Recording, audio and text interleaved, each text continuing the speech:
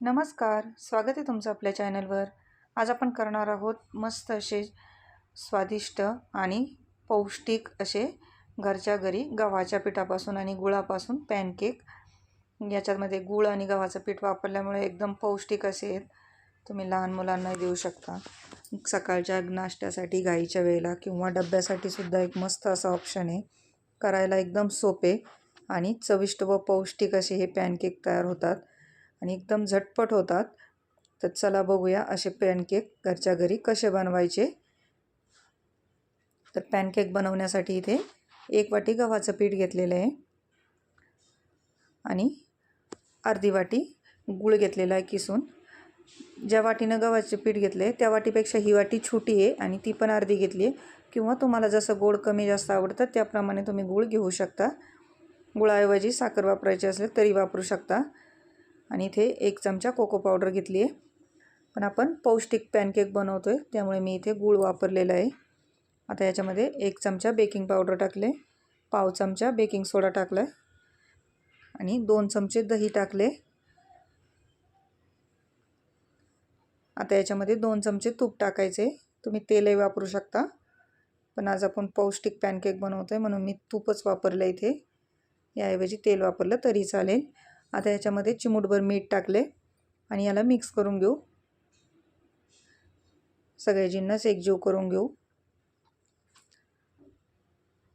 या पद्धतीने जेवढं होईल तेवढं एकजीव करून घ्यायचं याला. दही तूप याच्या ओलाव्यामध्ये जेवढं मिक्स होईल तेवढं करून घ्यायचं. आणि आता याच्यामध्ये आपल्याला दूध घालायचं आहे. इथे अगोदर 1 वाटी दूध घेतले, ते थोडं थोडं करून घालू. सर्वात शेवटी मी सांगते तुम्हाला किती दूध लागलं मला याच्यासाठी. आता याच्यामध्ये अर्धी वाटी दूध अगोदर घालून घेतलं. आता शिल्लक राहिलेले दुधापैकी आणखी थोडंसं दूध यात मिक्स केलं.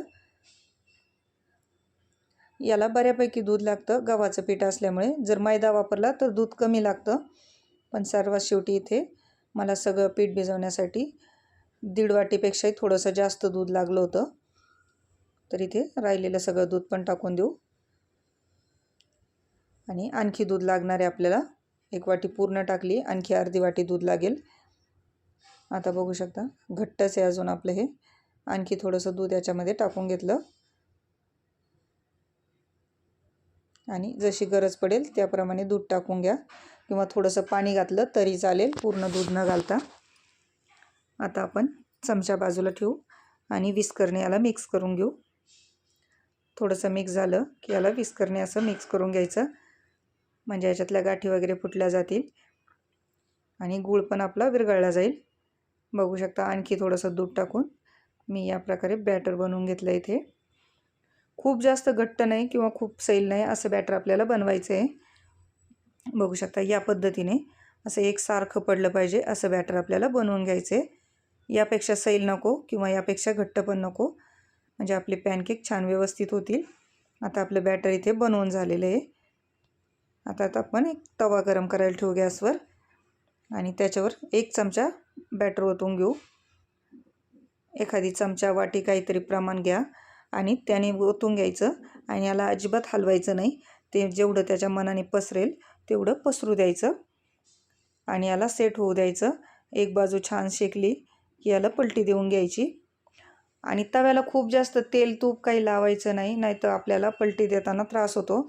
बघू शकता एकदम मस्त अशी जाळी पडली आपल्या पॅनकेकला. रंग पण सुरेख आला आहे. आता याला आपण एक बाजू शेकून झाली, पलटी देऊन घेऊ. एकदम थोडासा तेलाचा हात लावला होता सुरुवातीला. तुम्ही एकदम थोडंसं तेल किंवा तूप लावा. खूप जास्त तेल तूप जर लावलं तर असं पलटी करताना ते सरकतं आणि पटकन पलटी होत नाही. त्यामुळे कमीत कमी तेल किंवा तुपाचा वापर करा. बघू शकता आपण पलटी देऊन घेतलं आहे. मस्त असा कलर आला आहे. एक बाजूने खूप छान असा शेकला गेला आहे आपला हा पॅनकेक. आता दोन्ही बाजूने याला छान भाजून घेऊ. बघू शकता जाळी पण मस्त पडली आहे आणि दोन्ही बाजूने छान असा आपला शेकून झाला आहे हा पॅनकेक. आता याला काढून घेऊ आणि याच पद्धतीने आपण दुसरा पॅनकेक बनवून घेऊ. एकदम झटपट होतात हे पॅनकेक, पण कमी गॅसवर याला छान भाजू द्यायचं, म्हणजे आतमध्ये पीठ राहणार नाही. खूप जास्त मोठा गॅस ठेवायचा नाही, कमी गॅसवरच भाजून घ्यायचे आहेत. या पद्धतीने जसं टाकलं तसंच बॅटर ठेवायचं, ते आपोआप त्याच्या मनाने पसरतं, तेवढंच फक्त पसरू द्यायचं. बघू शकता मस्त असे पटापट होतात हे पॅनकेक. घाईच्या वेळेला जरी केले तर एकदम झटपट होतात. आपला दुसरा पण पॅनकेक इथे बनवून तयार झाला आहे. आता याच पद्धतीने आपण राहिलेले पॅनकेक पण बनवून घेऊ.